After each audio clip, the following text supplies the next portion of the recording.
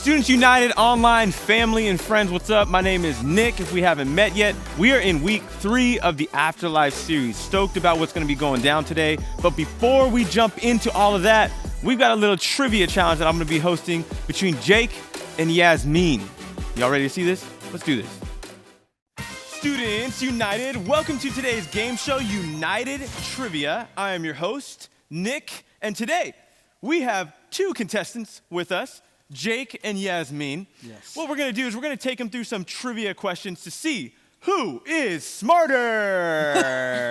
Who's smarter? Definitely. We're both We're smart pretty in terrible at different this. ways.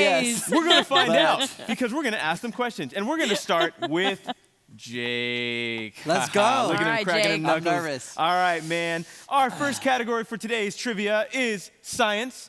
Science. Are you ready, Jake? I'm ready. They Here call we me go. Science Are Jake. you ready? If you know the answer, comment in the comment section. Ooh. Here we go. Number 1.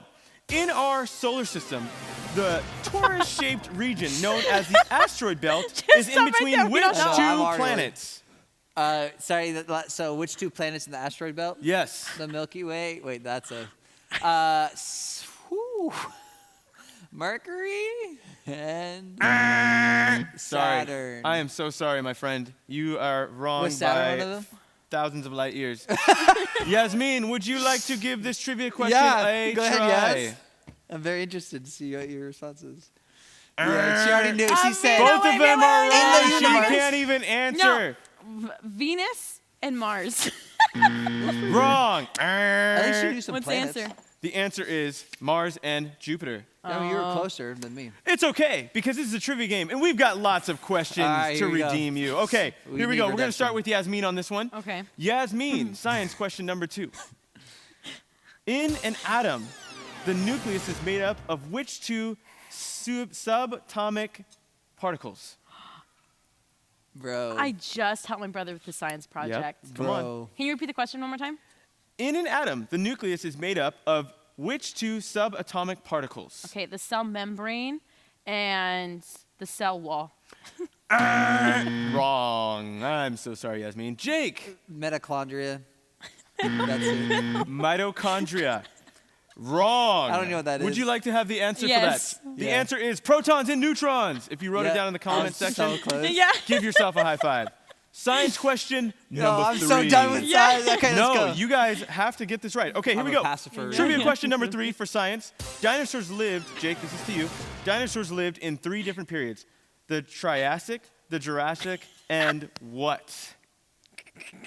The Old Testament. I got him. The Old Testament. Got him.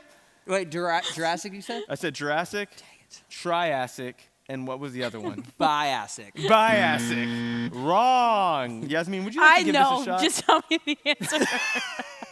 The answer for this is the Cretaceous.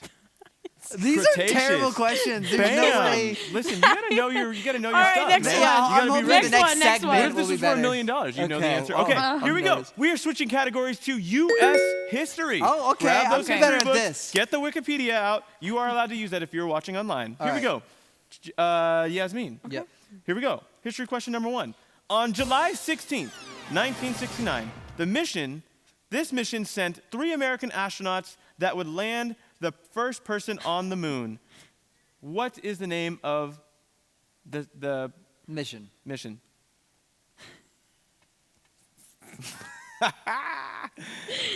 Oh. Come on, you got this. Think about the The fighter mission. from Rocky. I'll give you a hint. Okay. One of the fighters from Rocky in the first 2. He's kind of like his. Apollo. Okay, There she's you go. doing good so far. Not Apollo Creed, obviously, but Apollo Creed. I can't. Literally don't know. I just thought So Apollo? Apollo. Okay. My Jake. answer is Apollo 13. Wrong. Oh. It is Apollo 11. Oh, dang it. You guys were so close. I was so It's confident okay. of that. If you answered I was Apollo closer, 11, though. That you was good. deserve These are hard some questions. astronaut Apollo 11. cookies. Okay. U.S. history number 2. During World War II, the United States, Great Britain, and the Soviet Union made up the Allied powers. What was the name of the coalition made up between Germany, Italy, and Japan? History. Come on now. You got this. Oh my gosh, I'm so mad. The Allies And the Just to let you all know, this is a test that was derived from 5th and 6th graders. Make them feel a little better. Oh wait, give me. I got just it. a small hint. Is it the Soviet Union? No. Wrong. Wait, She's out. Give me a hint. Think about Wait, no, the the Allies and no. the it has powers. If things cross, what do you call something Yeah, that crosses? it's anti. The No, anti I is know, it's not, at the tip of my anti is tongue. not unified. you said Soviet Union. That's like a country. All right, we're gonna go ahead and pass. They do What not know was this it? answer. The axis of powers, I probably or would've got the that. access. Allies and, So yeah. far, we haven't gotten anything right today. We haven't gotten Please help us nothing in the right. comment This section. is bad. U.S. history number 3, Yasmin. Please God, we need to get something right. After Help us. the Louisiana Purchase in 1803, President Thomas Jefferson sent these two men on an expedition to reach the Pacific Ocean. What were their names? Do you know it? Is it from bronchitis? A bronchologist? What? I'm thinking about is Okay. This is a disaster. Jake, would you like Lewis to and give... Clark. Lewis and Clark! Let's go! He 1-0, got it. I was baby. trying Lewis to say like and Pocahontas. Clark. Do you know the like, name? Do you know the Pocahontas? person that John traveled with them? Smith. Yeah. Pocahontas. Ladies and gentlemen, please Wait. pray for our contestants today. All right, we are going to go ahead and move on to the next category. All right. Are you guys happy? Are you Yeah. excited? I'm feeling pretty good. I'm please. winning, Here we go. so- They're getting warmed up. All right. Yeah. Our next category is geography. Oh, All right. let's go. Question number 1. This goes to Jake, I Okay. believe. Name all 4 oceans of the world. The Indian, Pacific, Atlantic, and Arctic. Boom! Yeah. My man is bro, too let's go. strong. Let's All right. go. Then you're gonna go Pretty first good. again. Okay. All right. He gets to go first again. Let's take it Geography question number 2. The geographic coordinate system comprises of 2 lines. One that runs north and south and one that runs east and west. What are the names of these 2 lines? Longitude and latitude. Boom! Let's go, bro. He is taking this game by force, All right, let's ladies keep and going. gentlemen. I'm a late bloomer. He's a late bloomer. Geography question number 3. 3. This man studied his history and world geography. Which U.S. state is the largest by land size? Texas. Alaska. I'm sorry. Yasmin, would you like to give it a shot? Florida. Alaska. The correct answer is Alaska. Dang it. He answered it Boo. for you. You could have. That was I a know. freebie. I know. It's okay. We've got one more category left today in our trivia. Thank you so much for being This is contestants good, with us. yeah. We I hope feel that better. you guys are able to get some more right. Thanks. Here we go. Last category is literature. Tom Sawyer and Huckleberry Finn are 2 classic characters created by which American author, Yasmin?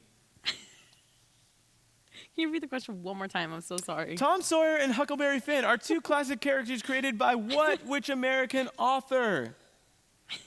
Just one more time, please. You guys are doing great. Oh, give me the first letter Come on. of his name. Come on. Come on. All I know right. who it is. I love him. He's great. I am so sorry, but the answer is Mark Twain. Mark Twain. Mark Twain. Little Dang it. Wayne. All right, here we go.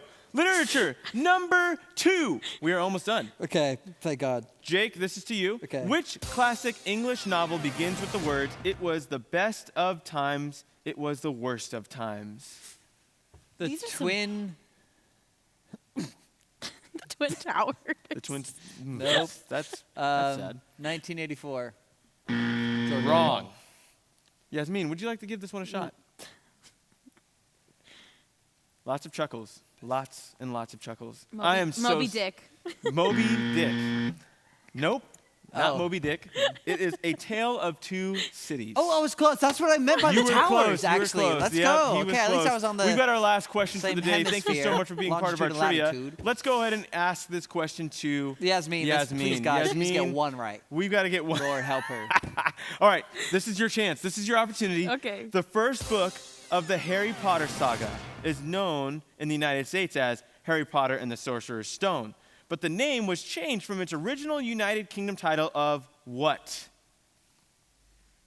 This is pretty detailed. I'll say Yeah. this. Like, That was a huge word. Anyways, Harry Potter and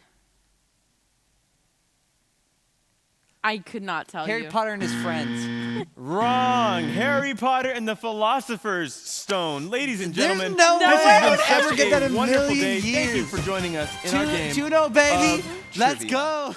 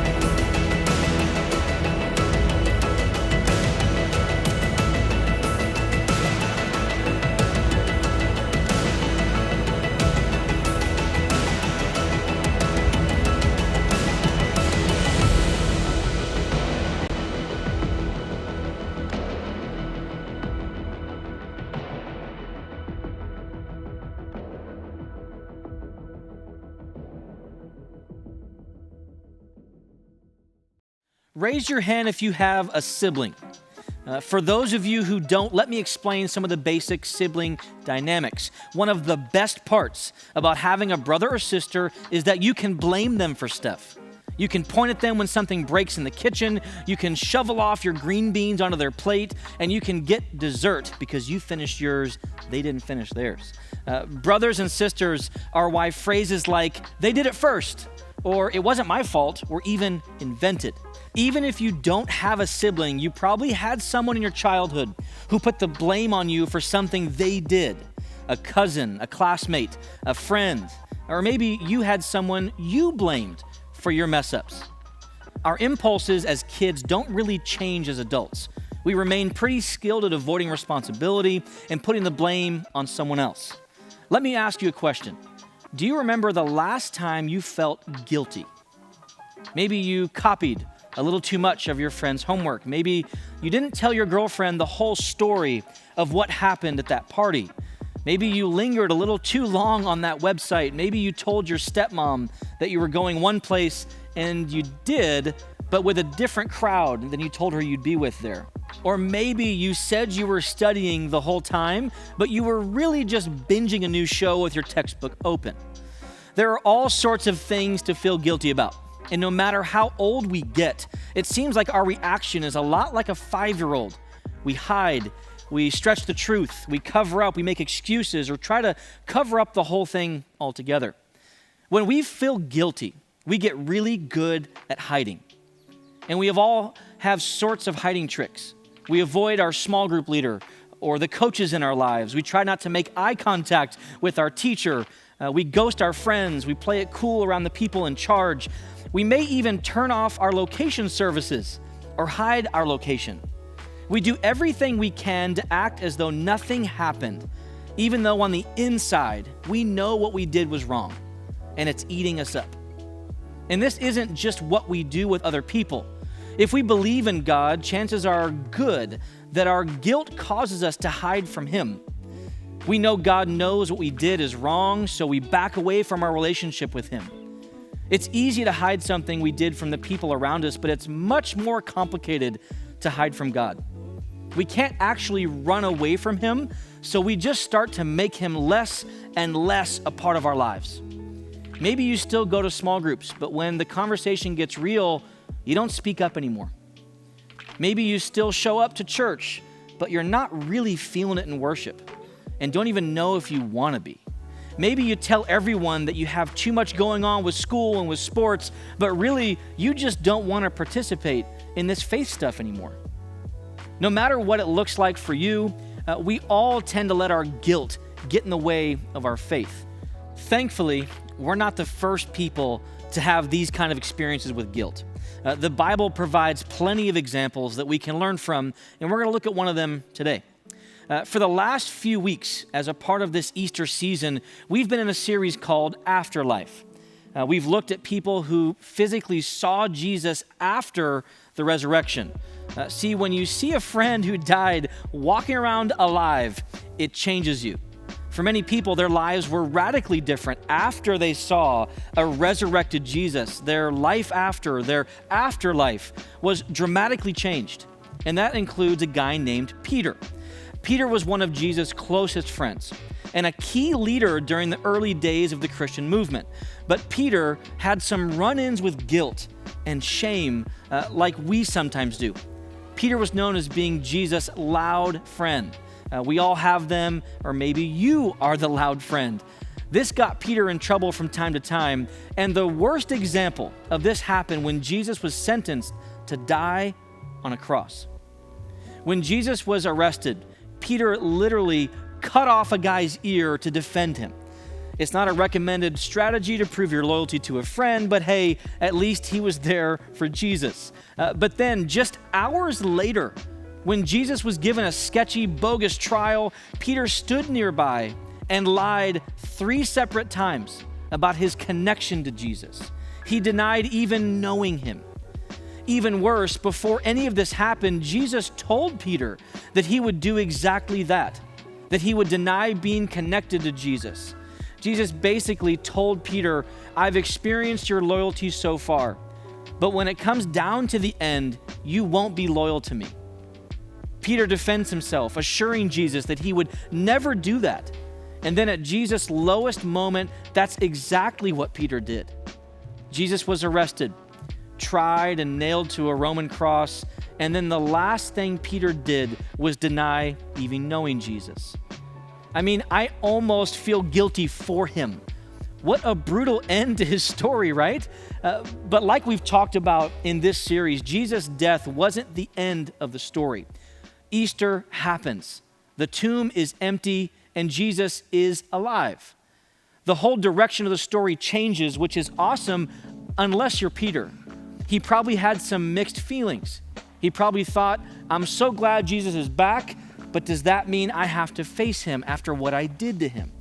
To Peter, it's possible that the resurrection was just a reminder of the guilt that he felt. And if he felt guilt, I sometimes wonder if he ran through all the same phases of guilt that we do.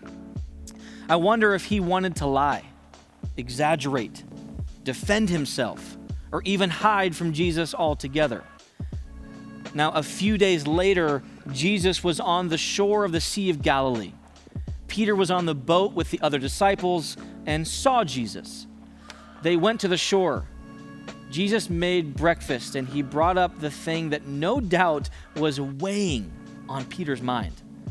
When they had finished eating, Jesus said to Simon Peter, Simon, son of John, do you love me more than these? Yes, Lord, he said. You know that I love you. Jesus said, feed my lambs. Again, Jesus said, Simon, son of John, do you love me? Yes, Lord, you know that I love you. Jesus said, take care of my sheep. The third time he said to him, Simon, son of John, do you love me? Peter was hurt because Jesus asked him the third time, do you love me? He said, Lord, you know all the things. You know that I love you. Jesus said, feed my sheep. Peter denied knowing Jesus 3 times, and then Jesus asked Peter, do you love me 3 times? In other words, for every time that Peter denied knowing Jesus, Jesus gave Peter another chance. And in giving him a chance, Peter knows he is loved and forgiven. Jesus wants Peter to know that he had a second chance. He even tells Peter that he wants him to continue to lead, which is why he said, feed my sheep. This exchange is so interesting. Jesus asked Peter if he still loves him. As humiliating and terrible as it was for Peter to deny Jesus, here was a chance to make it right. Even though Peter may have given up on himself, Jesus hadn't given up on him. Peter could have given into his guilt and gone into hiding, but that isn't what Jesus wanted for Peter. Jesus didn't want Peter's life to be defined by guilt. He wanted Peter to experience grace. Peter knew Jesus had been killed, and he saw Jesus after he came back to life. This proved to Peter that Jesus was capable of offering him the grace that he needed to forgive himself. The resurrection showed Peter the power Jesus had. And Peter's encounter with Jesus on the beach showed him that Jesus had chosen to offer him grace. The resurrection proved that guilt doesn't have to destroy Peter's faith. Instead, grace could destroy his guilt and fuel his faith. Because of grace, Peter was no longer controlled by his guilt. Because of grace, Peter accepted the love Jesus was offering him. Because of grace, Peter traveled around the world preaching that same grace that changed his life. Think of it this way. Because of the resurrection, Peter knew he was forgiven. I don't know what's been causing you to feel guilt, but chances are you've had that feeling the entire time we've been discussing this topic. You've had something on your mind. And if you're ready for something new, I want to give you a couple of steps that you can start taking right now. The first thing is I want you to get real about where you feel guilt. This can be super difficult, especially if you stuff this stuff down so far that you feel numb to it. But think right now about where do you feel that lingering guilt? Be honest with yourself about it. Acknowledge it, journal about it, or even put it down in a note on your phone. Just get honest. Remember that guilt is no match for God's grace. Ask God to remind you that He is with you and He's for you, even on those days. Ask Him to cover your guilt with the overwhelming reality of His grace. But Easter also shows us that Jesus is bigger than our guilt. And if Jesus gives us grace, it's ours for the taking. So when you feel those old feelings of guilt kicking in, ask God to give you a new reaction. Keep showing up and speaking up. Do the opposite of what guilt may have guided you to do in the past. Instead of hiding, show up in your small group's text thread. Show up at the church gathering. Show up to hang out with your friends. Show up to meetups and your small group leaders. After the resurrection, Peter didn't hide from Jesus. It would have been easier to do that, but he didn't. Like Peter, let's keep showing up. The resurrection proved that our guilt is no match for God's grace. We don't have to let guilt change our faith anymore. Instead, we get to let grace change our guilt. We know that talking about God's grace is one thing, but experiencing it is something else entirely. And that's why we have small groups. We want you to have a safe place for you to fight for that grace when your guilt feels too heavy. Small groups is one of the best places that you can discover this grace. Your small group leaders have gone through training on how to handle some pretty tough conversations. And they have people that they can get real with about their guilt as well. They have encountered grace, and they will pass that same grace on to you. Why? Because that's what the resurrected Jesus demonstrated in Peter's life. And that's why Peter's afterlife was so powerful while he was still alive on earth.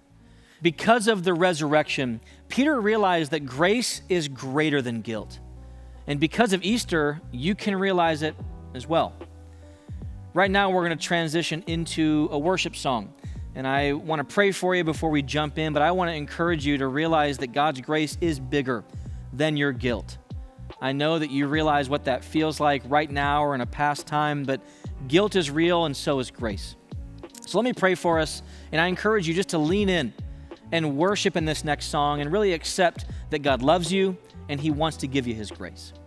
Dear Jesus, I pray that you would help us during this song to know your true character, that you love us, that you want to pursue us, and that we can take a step towards being forgiven, that you can help us to change our attitude and the way we live when it comes to guilt and shame.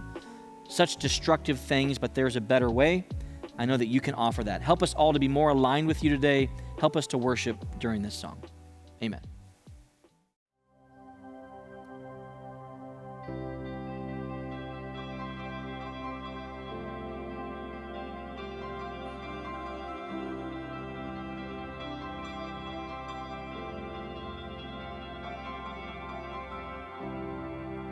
Worthy of every song we could ever sing, worthy of all the praise we could ever bring, worthy of every breath we could ever breathe. We live for you. Yeah.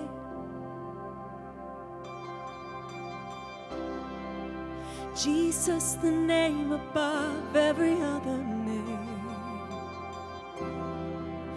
Jesus, the only one who could ever save.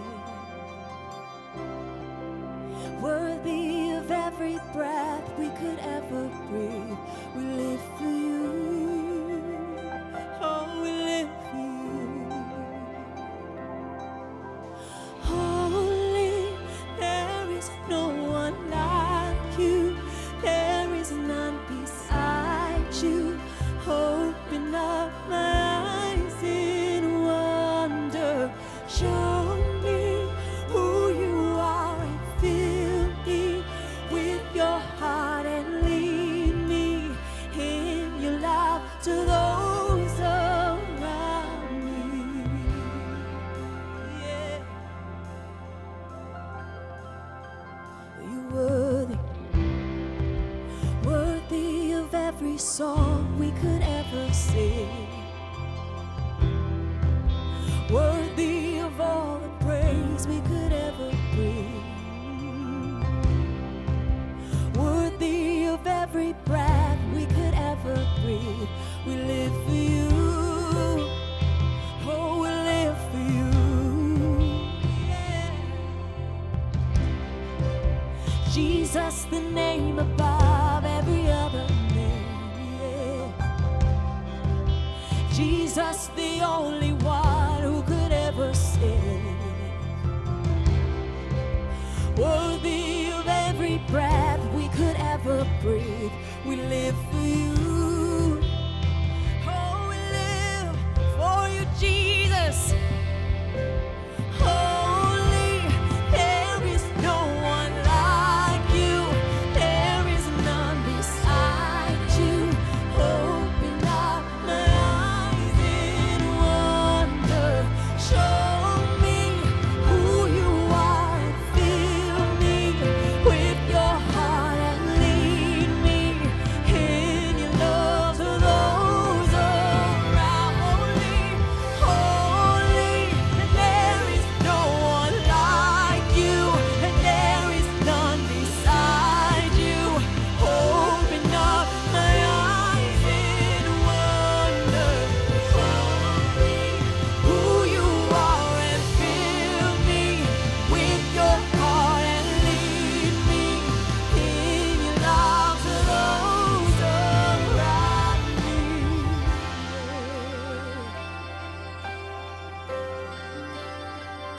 Show us your love. Ooh. Fill us up with your love, God. Show us who you are.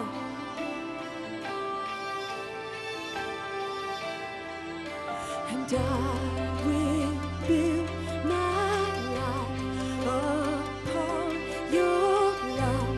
It is a firm foundation, and I will put my trust in you alone.